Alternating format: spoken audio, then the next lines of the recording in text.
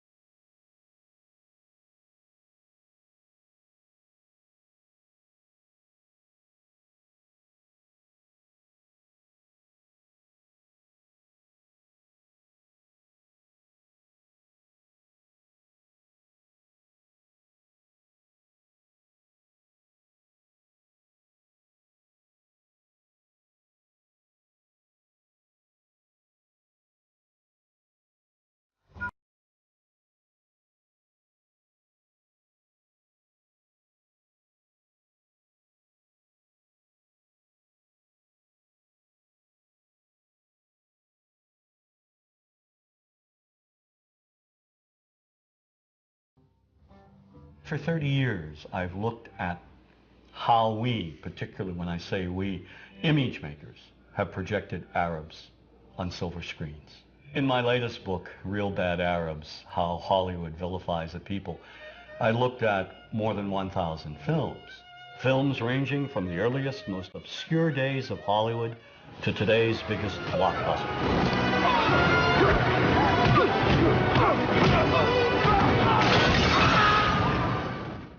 And what I tried to do is to make visible what too many of us seem not to see, a dangerously consistent pattern of hateful Arab stereotypes.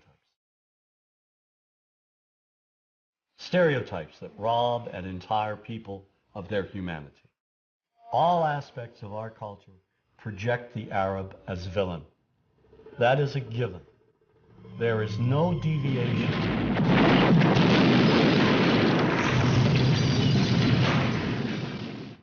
We have taken a few structured images and repeated them over and over again. You are hostages of the Holy Freedom Party. Whether one lives in Paducah, Kentucky or Wood River, Illinois, we know basically the same thing. Listen to the sound, Jesus, of our thoughts. We know the mythology. The mythology, namely Hollywood's images of Arabs. We inherited the Arab image primarily from Europeans. In the early days, maybe 150 years, 200 years ago, the British and the French who traveled to the Middle East, and those who didn't travel to the Middle East, conjured up these images of the Arab as the Oriental other. The travel writers, the artists who fabricated these images and who were very successful, as a matter of fact.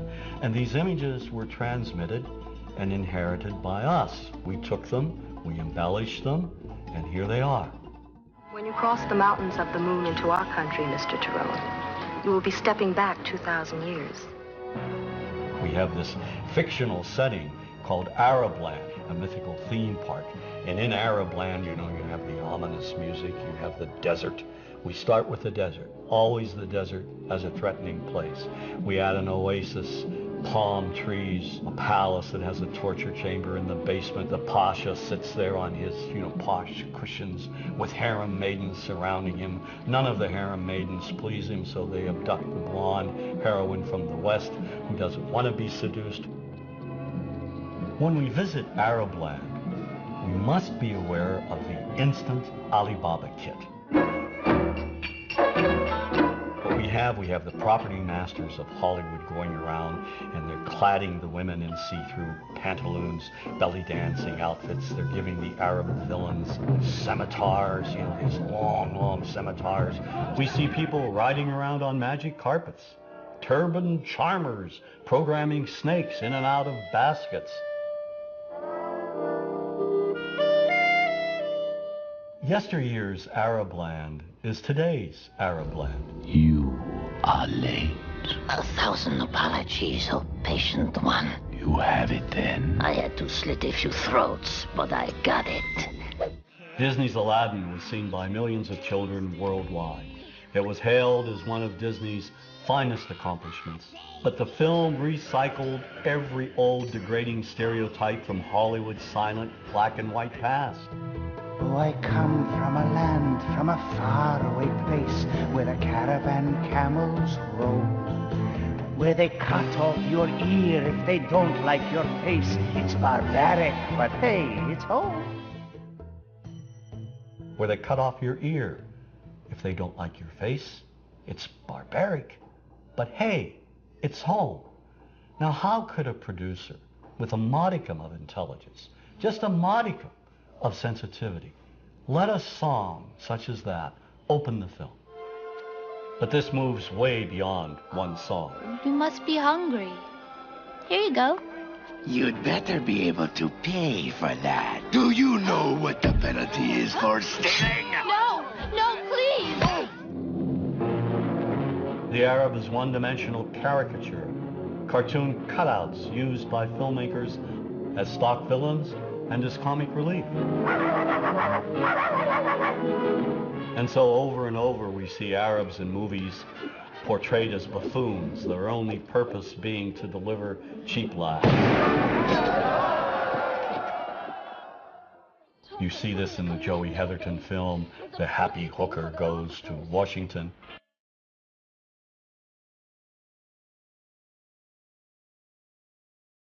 Oh, dogs are better than sheep. They're cleaner, I know, I've tried both. And over again, they're portrayed as inept. So, in a movie like True Lies, not only are the Arabs dangerous, they're also incompetent. We are all prepared to die. With one turn of that key, 2 million of your people will die instantly. What key? That key! Who's taken the key? One actor who excels in his portrayal of Arabs as buffoons is Jamie Farr in Cannonball Run 2. I have a weakness for blondes and women without mustaches. All the stereotypes are here. Too rich and stupid to know the value of money. Get me 12 sweets. Better yet, the entire floor. And of course, he's oversexed, lecherous, uncontrollably obsessed with the American woman. Here, my desert blossom. Give the change.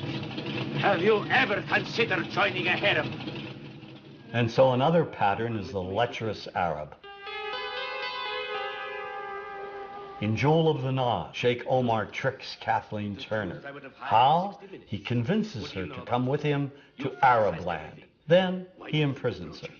You stay here and you write what I tell you to write.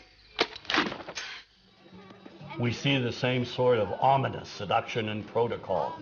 The entire plot revolves around an Arab emir's infatuation with the blonde, blue-eyed Goldie Hawn. In the Bond film, Never Say Never Again, Kim Basinger is abused by the most sleazy-looking Arabs imaginable. She's tied to a pole, stripped to her underwear, and auctioned off to primitive-looking Bedouins.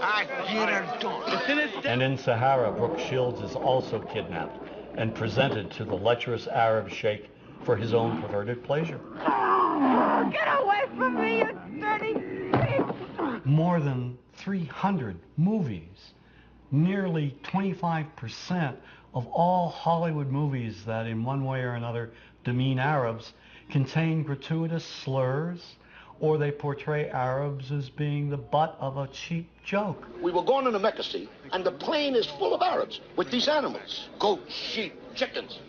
I mean, they don't go anywhere without their goddamn animals. We had to put plastic in the cabins. You know, they urinate, they defecate.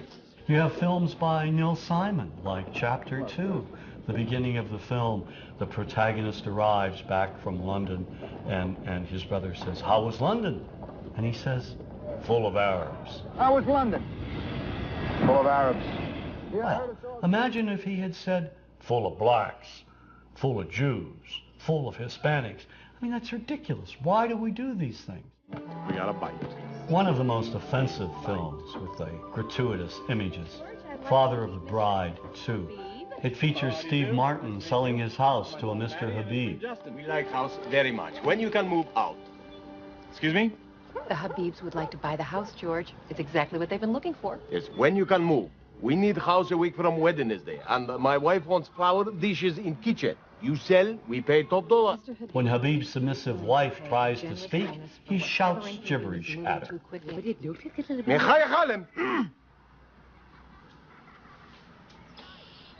And then he offers Martin a $15,000 cash bonus to move out in 10 days. Making real estate history here, George. When Martin tells Mr. Habib that he doesn't want to sell the house after all, he finds Habib's wrecking crew there, ready to demolish his beautiful home.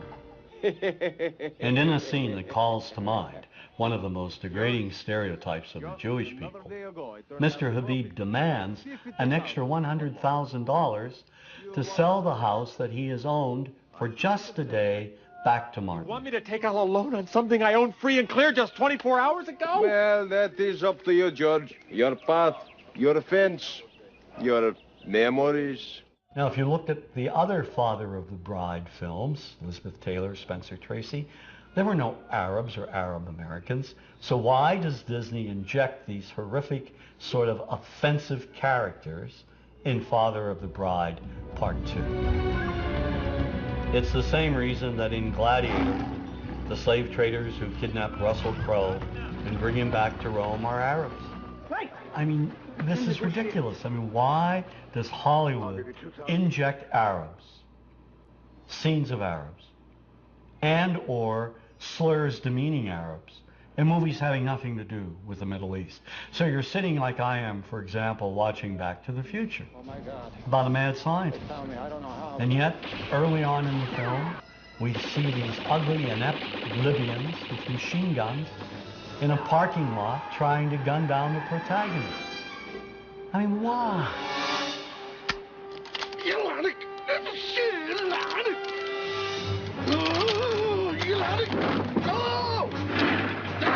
This movie wasn't about the future. It was the same old stereotyping from the past. And the same goes for Hollywood's view of Arab women. The Arab woman today is bright, intelligent. She's someone who is exceeding in all professions. And yet this reality still is being denied us on silver screens.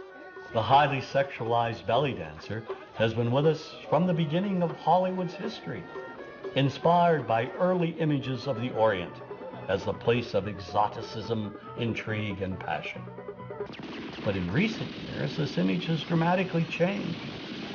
The Arab woman is now projected as a bomber, a terrorist. Added to this image is what I call bundles in black. Veiled women in the background, in the shadows, submissive. It seems the more Arab women advance, the more Hollywood keeps them locked in the past.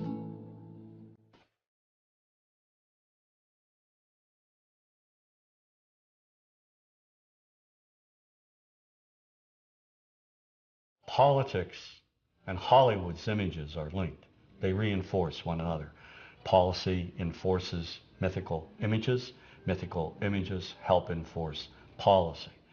Jack Valente, president of the Motion Picture Association of America, has said, quote, "Washington and Hollywood spring from the same DNA," end quote. The Arab image began to change immediately after World War II. There were three things that impacted the change. The Palestinian-Israeli conflict, in which the United States has unequivocally supported Israel. The Arab oil embargo in the 70s, which angered Americans when gas prices went through the ceiling. And the Iranian Revolution, which increased Arab-American tensions when Iranian students took American diplomats hostage for more than a year.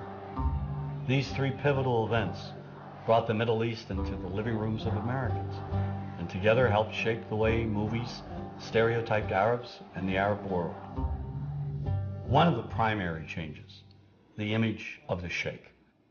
In movies such as Rollover, he's out to take over the world with his money, or he's up to no good trying to buy chunks of America. Mrs. Winters, I think I should tell you there are those in the family who do not think we should be making this offer at all. I assume if you could have found venture capital of this sort for a company like Winterchem in America, you would not be coming all the way to Arabia looking for it. You see the oily sheik in Spielberg's Indiana Jones and The Last Crusade. You see the money-grubbing sheik who's out to commit all kinds of terrorism and launch a missile in earnest in the army.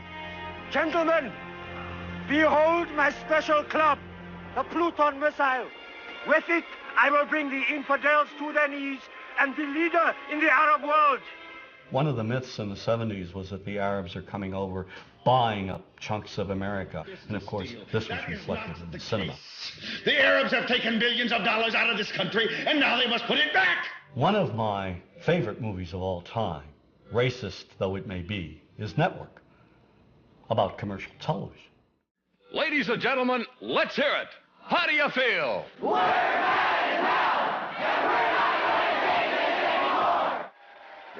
Network features a TV anchor rising to superstardom. How? He unleashes wild rants against the system on the air. But he directs the angriest of all his rants at Arabs, who he says are buying up America. They're buying it for the Saudi Arabian Investment Corporation. They're buying it for the Arabs. The anchor, Howard Beale, calls on the American people to rise up and stop the Arab buyout of his TV network. Listen to me, goddammit. The Arabs are simply buying us. There's only one thing that can stop them. You. The rage of Americans in response became one of the most famous scenes in movie history. I want you to get up out of your chairs. I want you to get up right now and write a telegram to President Ford saying, I'm as mad as hell and I'm not going to take this anymore.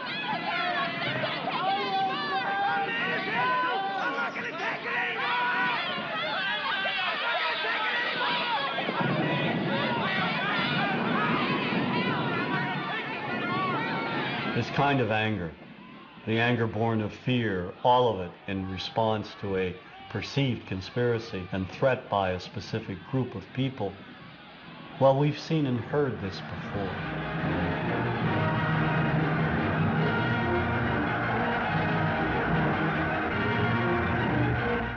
If we look at the anti-Semitic propaganda of the Nazis, at its core is an identical type of economic threat. This economic myth even made its way into children's books. Sadly, the popular image of Jews in Nazi propaganda resembles the popular image of Arabs in some of our most beloved Hollywood movies. The only difference being that the Arab usually wears a robe and headdress.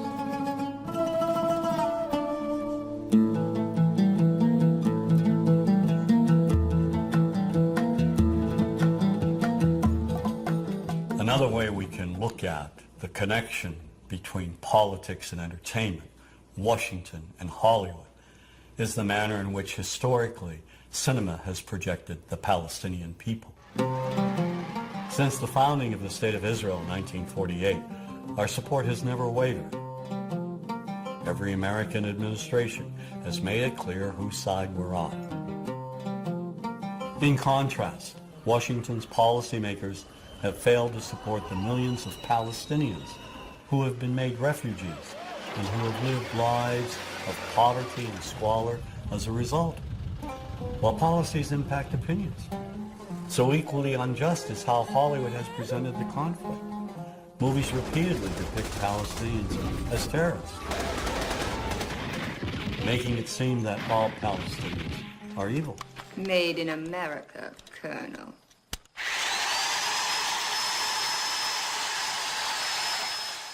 Now that image has been perpetuated by Hollywood films, beginning with the film Exodus. It dealt with the very early conflict. Here, Palestinians are either invisible or they're linked with Nazis, perpetrators of horrific acts. The 1966 movie cast a giant shadow is another early film presenting Israelis as innocent victims of Palestinian violence. Kirk Douglas is an American military specialist, and he goes to assist the Israelis. Some of the dialogue in this film reads like it came straight from the public relations department of the Israeli government. Now, here's a country surrounded by 5 Arab nations ready to shove them into the Mediterranean. No guns, no tanks, no friends, nothing. People fighting with their bare hands for a little piece of desert. The Palestinians in this movie are the lowest of the low.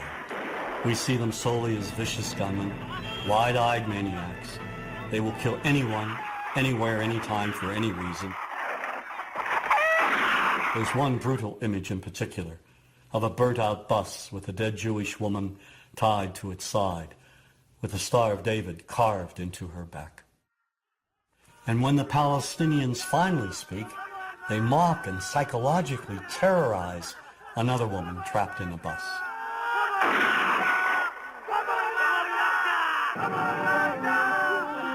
Well, if we jump forward a decade to the film Black Sunday, the Palestinian terrorist is now a woman. Striking where it hurts them most, where they feel most at home. She flies the Goodyear blimp into a Miami stadium and tries to wipe out 80,000 Americans at the Super Bowl. She cold-bloodedly eliminates anyone in her path.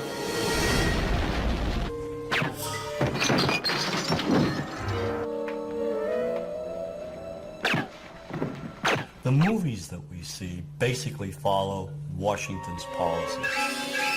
It's reflected in the cinema over and over again, particularly during the 1980s and the 90s, where you had perhaps 30 films which showed Palestinians as a people who were intent on injuring all Americans. How may we help you, Jad? One of the most despicable portrayals of Arabs and Palestinians occurs in the 1987 film Death Before Dishonor. First, they murder a guard, and then slaughter an Israeli family.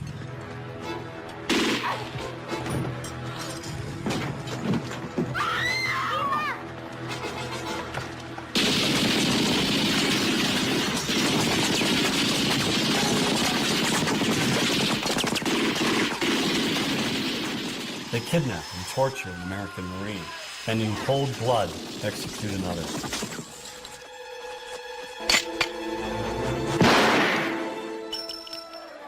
And they burn the American flag right in front of the American embassy, and then dispatch a suicide bomber to blow it up.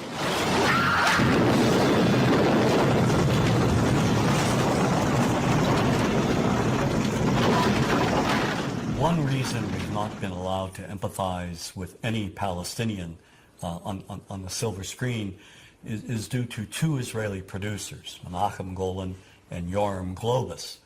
These 2 filmmakers created an American company called Canon, and they released, in a period of 20 years, at least 30 films which vilify all things Arab, particularly Palestinians. They even came out with a film called Hell Squad, showing Vegas showgirls trouncing Arabs in the middle of the desert.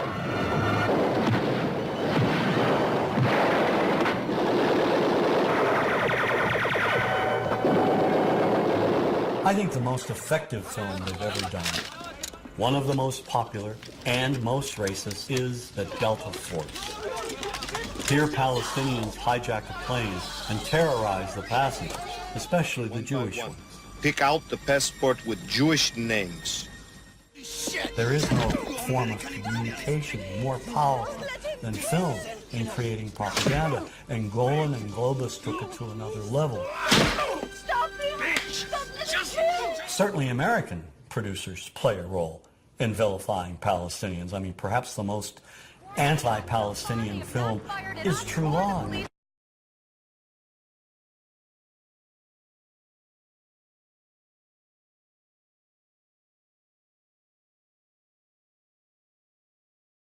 This film is shown on television almost every week, over and over again. It is part of our visual heritage.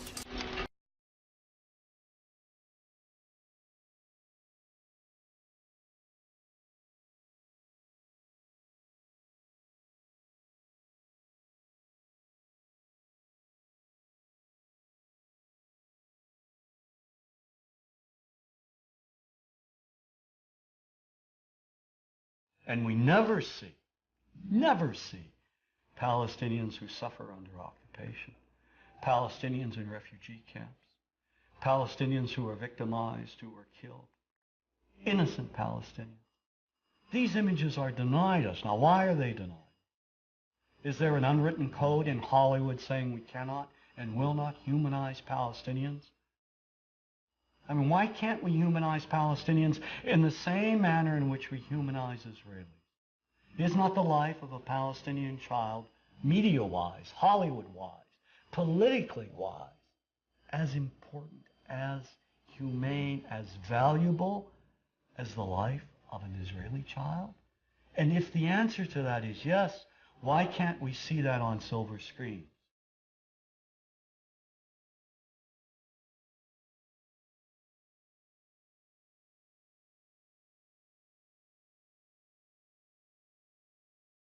To solidify Washington's connection with Hollywood, simply look at the films produced in cooperation with the Department of Defense, showing our men and women in the armed forces killing Arabs at random. Like Iron Eagle, where a teenager goes over and bombs up an Arab country. You know, just learns how to fly a jet overnight.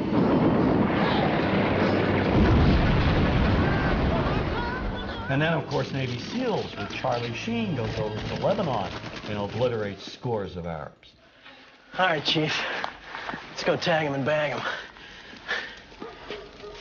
Of all the Department of Defense films, the one that will stand the test of time as being the most racist is Rules of Engagement.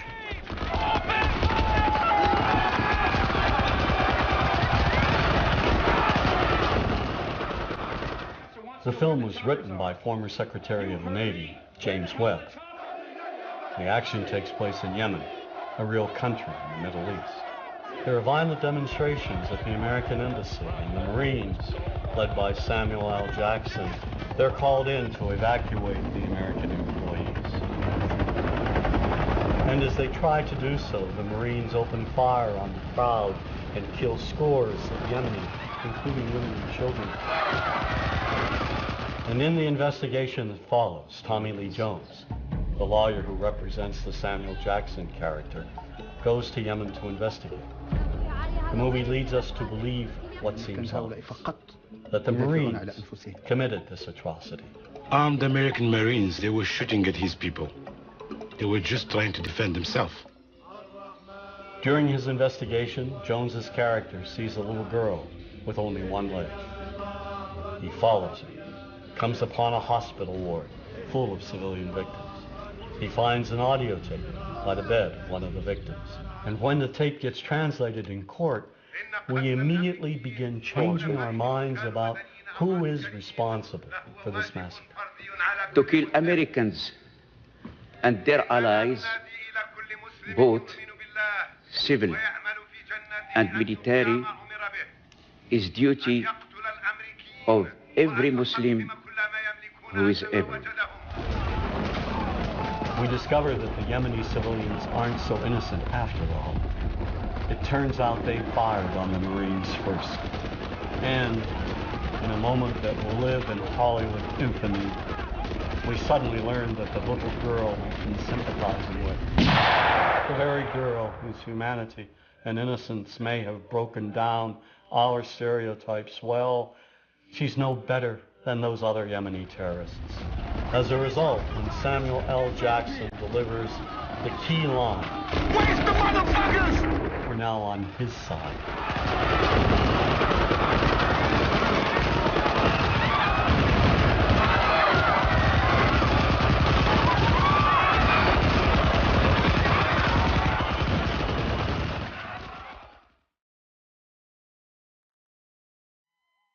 Why does this matter? Because in the end, the massacre of even women and children has been justified and applauded. It's a slaughter, yes, but it's a righteous slaughter. Sergeant Mack. Sir? Contact all stations.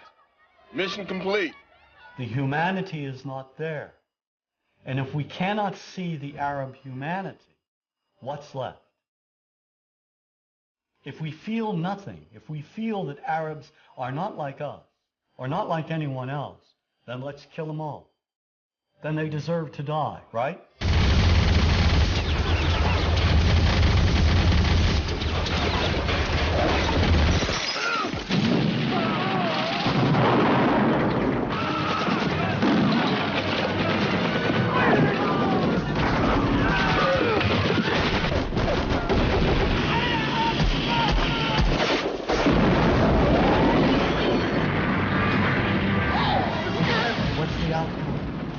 What do Arabs think of us that see these movies? Because these movies are rented 25 cents American in each movies, showing us killing them. What do they walk away with? Does this bring us closer together? Does this advance peace?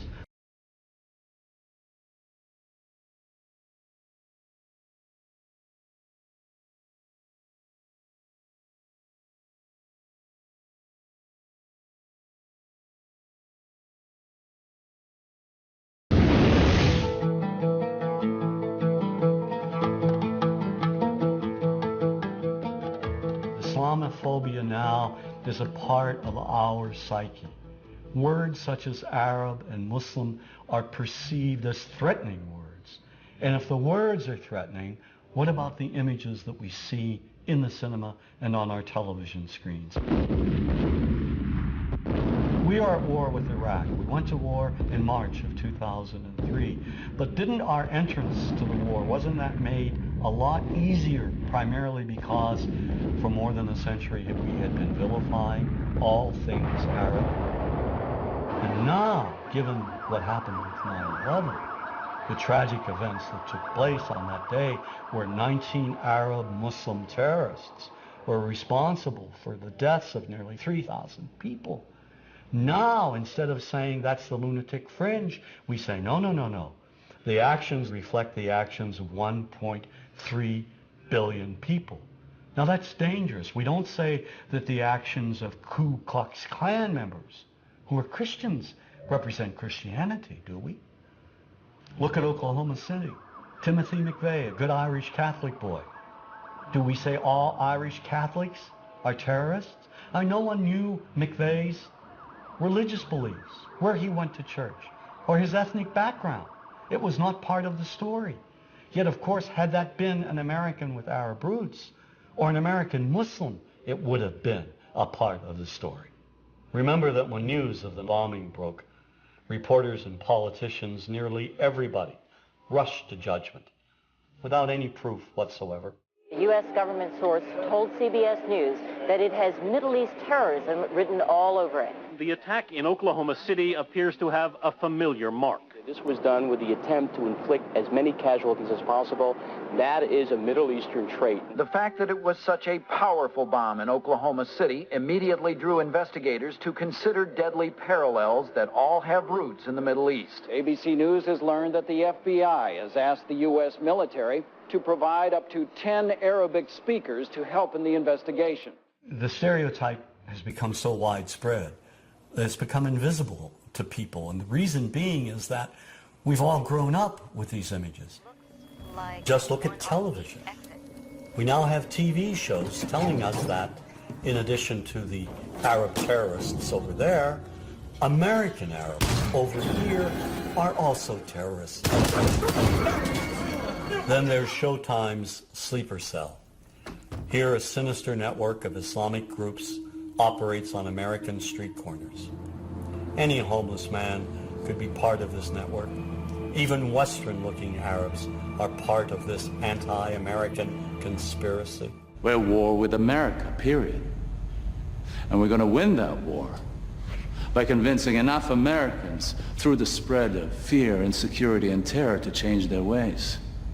And the best way to teach that lesson is by attacking them where they live, work, and play. And this paranoia runs deep. Just take a moment and flip through some of our most popular religious channels. Islam, a religion of 2 billion members that's growing by 50 million people annually. Nearly every major terrorist network in the world is led by Islamic fundamentalists. Islam is, as we have seen, a religion that teaches the violent subjugation of all non-Muslims. It promises paradise to terrorists and makes the vilest deed a thing of beauty in the eyes of Allah. So when innocent Arabs are killed, when they're bombed, maimed, wounded, when they're tortured in places like Abu Ghraib, is it really any surprise that we don't feel any compassion? Or worse, make light of it? This is no different than what happens at the Skull and Bones initiation, and we're going to ruin people's lives over it, and we're going to hamper our military effort. You ever heard of emotional release? You ever heard of need to blow some steam off? Well, yeah, sort of like hazing, a fraternity prank, sort of like that kind of fun. But the point is, everybody's been saying that this came from the top. Care about them. We've been preconditioned to think that those innocent civilians, clones of Al-Qaeda and Saddam Hussein, are one and the same and do not merit our sympathy, our understanding. And that's very dangerous. According to the FBI, hate crimes in America targeting Muslims or people who just appear to be Middle Eastern surged in the aftermath of 9/11. Since 9/11, if you are an Arab American or a Muslim American and you go to an airport, you're automatically profiled. Numerous thousands of Muslim Americans were rounded up and detained without due process. Many people, particularly immigrants, lost their jobs.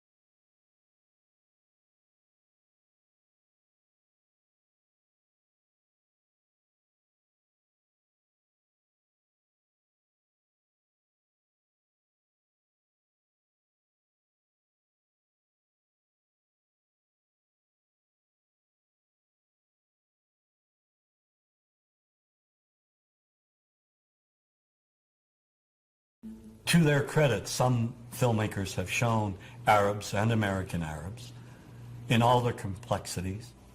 An excellent way to shatter a stereotype is through laughter, through comedy. So we have comedians. Comedians have done this historically, black comedians, Jewish comedians.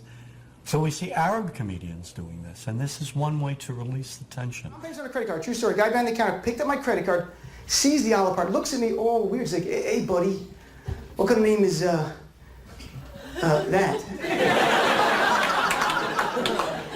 I'm like, well sir, it's an Arabic name. He goes, yeah, what does this mean? So I'm like, well translate it to English. It means peaceful, friendly Arab. But he's not happy because, yeah, what Arab country is your family from? So I tried the most peaceful, popular one that he would like. So I'm like, we're from the same Arab country that Aladdin is from. To his credit, Michael Moore in Fahrenheit 9/11 in the DVD includes a scene with this comedy coming up. My name really is Ahmed, and I can't fly anywhere. All you white people have it easy. You guys get to the airport like an hour, 2 hours before your flight. It takes me a month and a half. Security's gotten so bad now I just show up to the airport in a G-string. I'm like, how you guys doing? The character I read for was terrorist number 4. Not number 1, not number 2, number 4. And I was already well into my comedy career at this point, so I didn't take it that serious. And I read my lines way over the top. And, you know, I was like, sit down, you will obey, or I'll kill you in the name of Allah, you know, stuff like that. And the director went nuts, and he was like, that was brilliant, Ahmad. Let me see you do it again, but this time with more, you know, Arab, you know how your people are very, you know, he's trying to say that we're angry, and I was just like, okay, angry, is that what you want? Yes, yes. So I did it one more time, and I got a call the next morning that they want to use me in this movie. And I started laughing on the phone because I wasn't even, like, I was making fun of the role. I wasn't trying to be like that. And that's what they want, though. And once we begin to humanize Arabs and Muslims, to project them as we project other people, no better, no worse, then the stereotype gradually diminishes. In movies such as A Perfect Murder, we see an Arab-American detective befriend the heroine.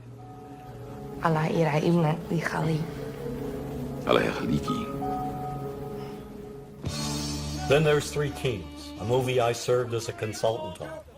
The action occurs during the First Gulf War in 1991. The film is notable for revealing the complexities of the Iraqi people, focusing on decent Iraqis that Saddam Hussein wants to kill. How's your little girl? She's safe for now. Outstanding, excellent. How can we help you? There's mutual respect in this film. And there's also Iraqis who are loyal to Saddam Hussein. It's not a sugar-coated film. It's a very realistic film. It's an outstanding film, in my opinion. Kingdom of Heaven, which focuses on the Crusades, was a tremendous hit overseas, not here in the United States. And when the film was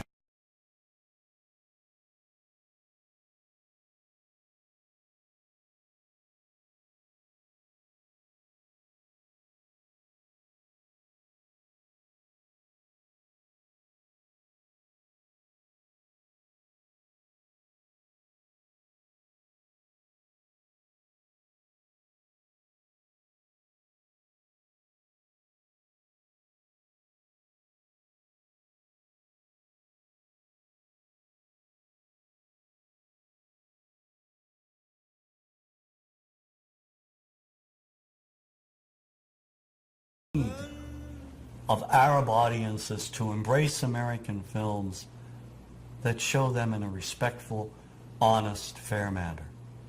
And with the release of George Clooney's Syriana, I have hope that Hollywood may be listening.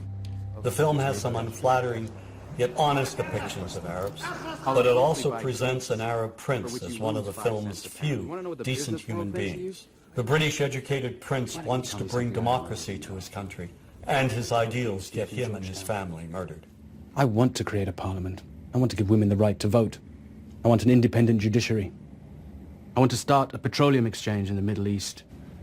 I'll put all of our energy up for competitive bidding. I'll run pipe through Iran to Europe like you proposed. I'll ship to China.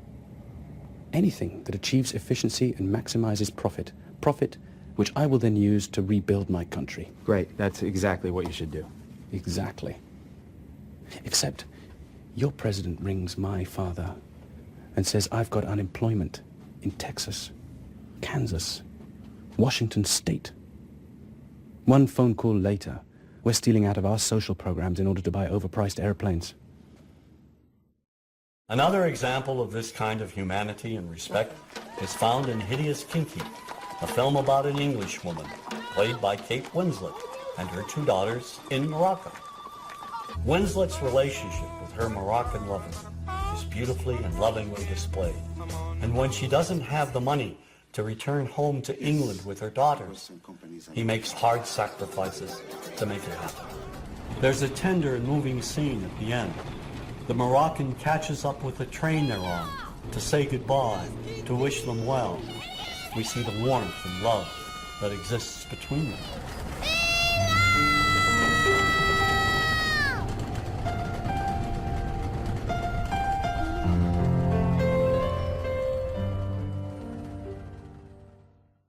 And nowhere is this kind of humanity more visible than in the film Paradise Now, written and directed by Hani Abu Assad. Two Palestinian friends get recruited to carry out the suicide bombing on Tel Aviv. At first they accept their mission solemnly, but they're intercepted at the Israeli border and separated from their hand. Then a young woman realizes their plan and forces them to question their actions. شو سبكم؟ ليش بتعملوا هيك؟ ما عادش في خيار تاني. إذا ما نقدرش نتكافئ بالحياة نتكافئ بالموت. إذا عندك القدرة على إنه تموت وتقتل من سنة تكافؤ، ليش بتقويش على إمكانية بالحياة عشان تعيش بتكافؤ كمان؟ كيف؟ منظمة حقوق الإنسان تبعتك؟ هاي واحدة من الإمكانيات. عقائل هيك ممنعت الإسرائيلي عذر إنهم يدالوا يقتلوا فينا. والله العظيم إنك عنياتك. مش حرية بدون كفاح. لازم حدا يضحي بحاله، طول ما في ظلم واحتلال في تضحية. هذا مش تضحية، هذا انتقام. هيك بتقتل وبتصير زيهم. وببدل في الفرق بين الضحية والقتل. الفرق إنه بطل في. These three young Palestinians are different from each other. They're not just crazed terrorists, and they're not just freedom fighters. They're human beings, with all the faults, excesses, ideals, and pain of human beings. سعيد رد علي. كان ليش انت هون؟ ايش جيت؟ عشان اكون معاك. تعال نرجع سوا معها حق. مش حننتصر بهاي الطريقة. احنا نعمل اللي علينا، نجتهد والباقي على الله. بس ربنا كلك فكر قبل ما تعمل. راح نموت نموت ناس معانا، مش راح يتغير ولا إشي. مش موطن راح اغير. تكملة النضال هي راح تغير. انا ما عنديش خيار تاني على التكملة. إذا ما تغيرش إشي. رد إذا ما تغيرش إشي. I'm an optimist and I believe in the future, particularly in young filmmakers. The stereotype will change. It will change because young men and women who are entering the profession will see that there has been a grave injustice committed, and they'll make attempts to correct it. It's only a matter of time as to when this will happen, but it will take place. Look, we've unlearned many of our prejudices against blacks, Native Americans, Jews, other groups. Why can't we unlearn our prejudices against Arabs and Muslims? What matters is not to remain silent. I think whenever we see anyone being vilified on a regular basis, we have to speak out, whether we're image makers or not. We have to take a stand and say this is morally and ethically wrong to demonize